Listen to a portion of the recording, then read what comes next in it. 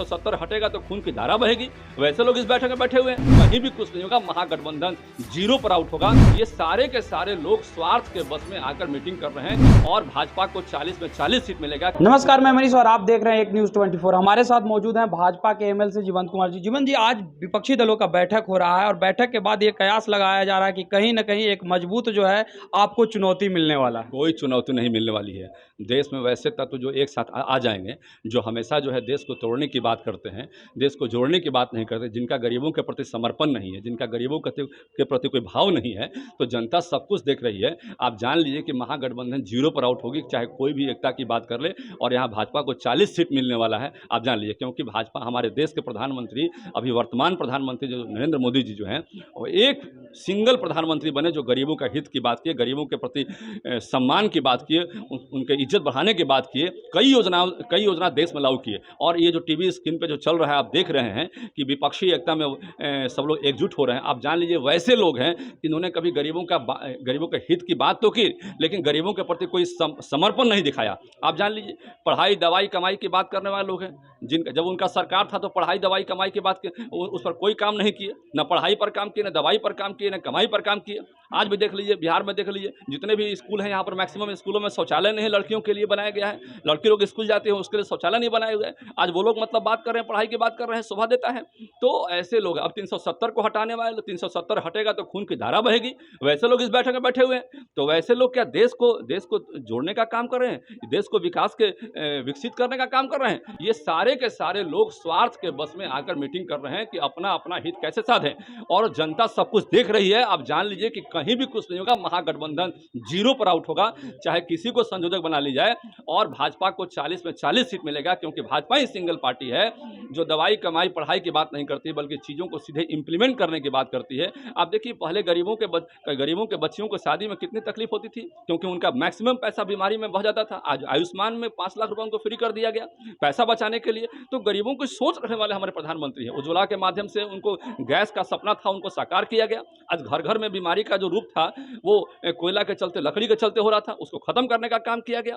आज कमाई के लिए आज सीधे किसानों के खाते में डीबीटी के माध्यम से पैसा आ रहा है, 6-6 हज़ार रुपये आ रहा है। कल तक जो वही किसान जो है पैसे के लिए तरसते थे, आत्महत्या कर रहे थे। 70 साल में जो कांग्रेस राज किया, और कांग्रेस के शासन में 70 साल में उन्होंने किसानों की आत्महत्याएं करवाई, और भारतीय जनता पार्टी में किसानों की आत्महत्या क्यों नहीं हो रही है?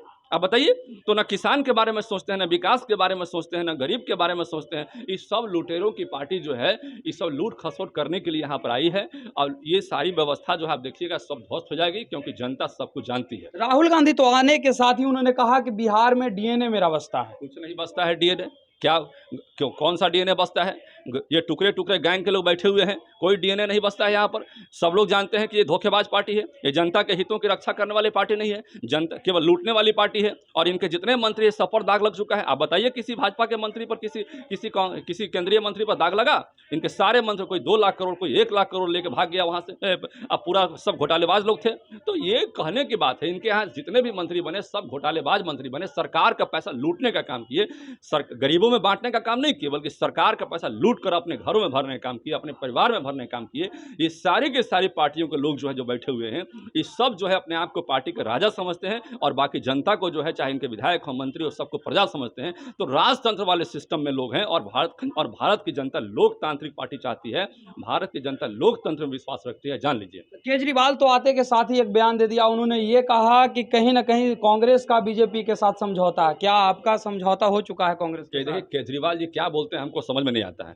केजरीवाल जी कब क्या बोलेंगे अपने फायदे के लिए हमको समझ में नहीं आ रहा है। लेकिन ये विपक्षी पार्टी में ये दरार, आपस में दरार है। आप जान लीजिए कि कब क्या आपस में लोग चर्चा कर रहे हैं, बात कर रहे हैं, इसका कोई किसी को समझ में आता नहीं है।